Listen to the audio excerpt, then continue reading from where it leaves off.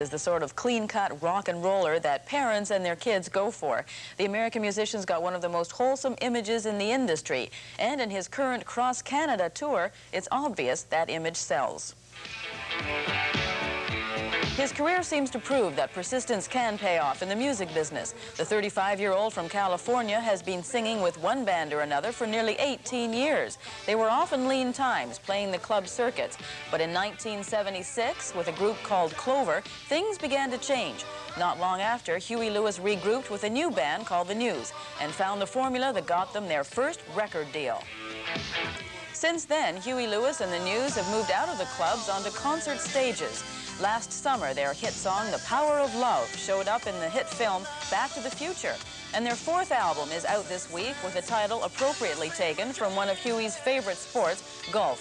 Sue caught up with him during his cross-country tour. Huey, I understand that not only are you a musician extraordinaire, but you're also a golf fanatic. Have you managed to get a few games in as you cross Canada? I have, actually. We played in the Maritimes almost 3, maybe 4 times. So the rain that we've experienced this summer hasn't stopped you then? No, it hasn't been that bad. It was beautiful weather up north anyway, so. You know, it would seem you have a bit of preoccupation with sports. One of your albums is called Sports, and on your newest album, 4, you have the San Francisco 49ers as a backup group. How did that come about? Tell me about that. Well, I've known Dwight Clark for a while, and we were at a game one time, and I opened my big mouth and said, we should get you guys on a record, and then we had to figure out how. So we wrote them into a tune called Hip to Be Square and I Know What I Like, and it actually worked out great. Honestly, is their football technique better than their singing ability, or what? We hope so. You know, your latest album, 4, was just released in Canada on Tuesday, but some critics almost expected a progression of sorts. They expected it to be different than your other albums. Do you think it's necessary for a group to change its approach to its music from album to album?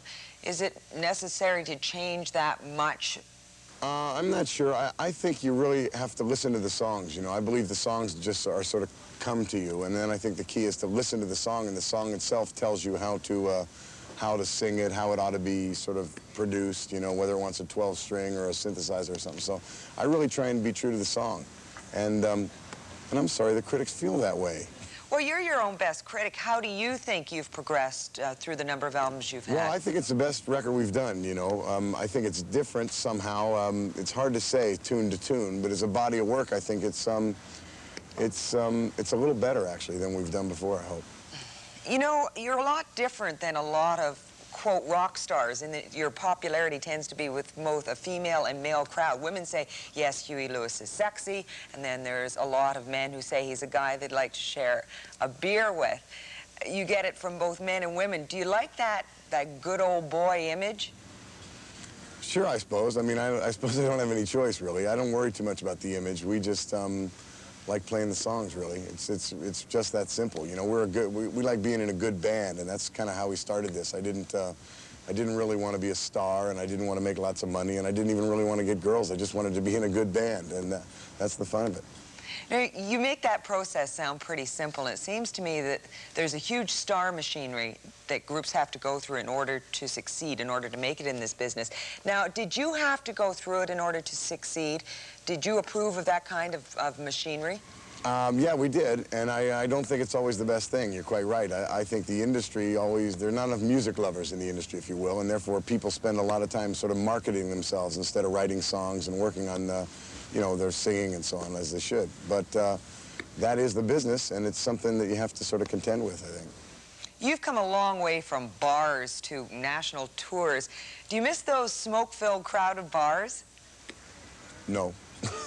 Not at all? No, I do a bit, actually. I miss the intimacy of the crowd, but it's nice to be away from the amplifiers a bit, and it's, you know, I think some big places can sound better than small places even. So it's really the actual particular place. Some big places sound good, some sound bad. Some small places are good, some are bad. So it's not really big or small, it's just the actual venue itself.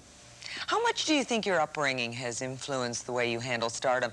You don't seem to retreat from situations where fans are around. I was interested in reading about your father, you know, the advice he gave you getting out of high school, forget college at this point and head off to Europe. Do you think that influenced you a lot in the way you behave now, a pretty, let's say, down-to-earth guy? Yeah, I do think so, actually. You know, my parents always encouraged me to experience everything and never led me to believe that I was, you know, the sort of only person in the world. And I think it's had an effect, yeah. Do you think you'll pass that along to your kids? Well, I'll try. I'm not sure. I'm not sure they'll listen. So you've got problems with them already at their age? No. No, they listen now. They're only 2.5 and 1.5, so they listen. And so no disciplinary problems yet. Listen, how has it been as you've crossed Canada? What's your feeling about the tour? Well, we've had a great time, really have. And, you know, the neat thing about here is the gigs have been great, but the other 22 hours are so much fun. I mean, we've been fishing, golfing, sailing, sightseeing, and it's really fun, you know. It's people don't run around like chickens with their heads cut off like they do in the cities, so, you know, a lot. Well, that's great. I hope you enjoy the rest of your Canadian tour. I'm sure we will. Thanks for being with us. You're welcome. See you soon.